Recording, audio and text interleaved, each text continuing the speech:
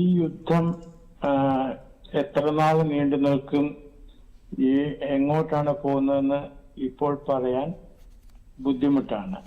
എന്നാലും എൻ്റെ അഭിപ്രായത്തിൽ ഈ യുദ്ധം അധികം നാള് നീണ്ടു നിൽക്കില്ല. അതിനുള്ള കാരണങ്ങൾ ഞാൻ പറഞ്ഞുകൊള്ളട്ടെ.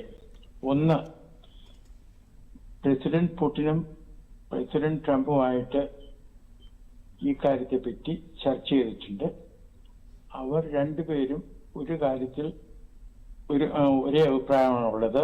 അതായത് ഒരു സീസ് ഫയർ വേണം. അതിനുശേഷം ഇറാനും അമേരിക്കയും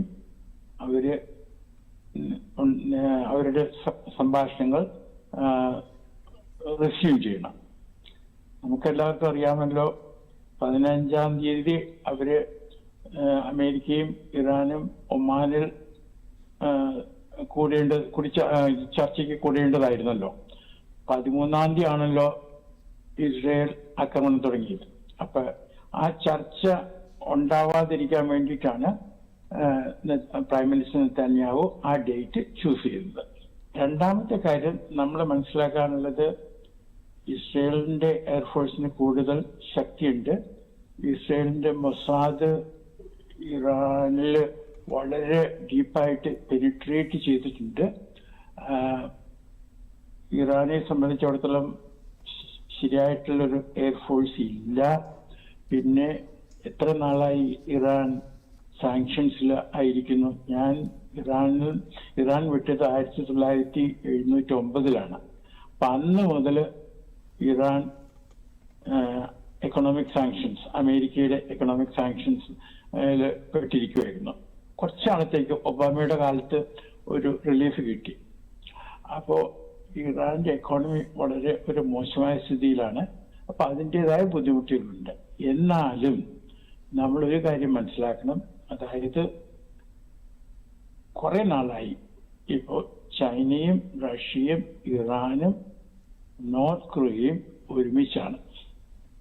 അവരുടെ സഖ്യം കൂടുതൽ ശക്തിപ്പെട്ടുകൊണ്ടിരിക്കുന്നു.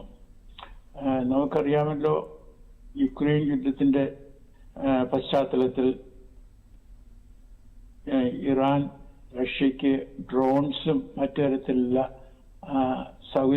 മറ്റു തരത്തിലുള്ള ആയുധ സംവിധാനങ്ങളും കൊടുത്തിട്ടുണ്ടെന്ന് നോർത്ത് കൊറിയയും കൊടുത്തിട്ടുണ്ടെന്ന് നമുക്കറിയാം. നോർത്ത് കൊറിയ അവരുടെ ഭടന്മാരെ കൂടി കൊടുത്തു. അപ്പൊ ഈ 4 രാജ്യങ്ങൾ ഒരുമിച്ചാണ്. അപ്പോ എനിക്ക് തോന്നുന്നില്ല റഷ്യയും ചൈനയും ഇസ്രയേലിന് ഒരു അവസരം കൊടുക്കുക, അതായത് ഇറാനെ പൂർണ്ണമായിട്ട് നശിപ്പിക്കുക, ഒരുപാട് ബോംബ് ചെയ്ത് ഗാസയെ പോലെ അത് റഷ്യയും ചൈനയും സമ്മതിക്കുമെന്ന് എനിക്ക് തോന്നുന്നില്ല.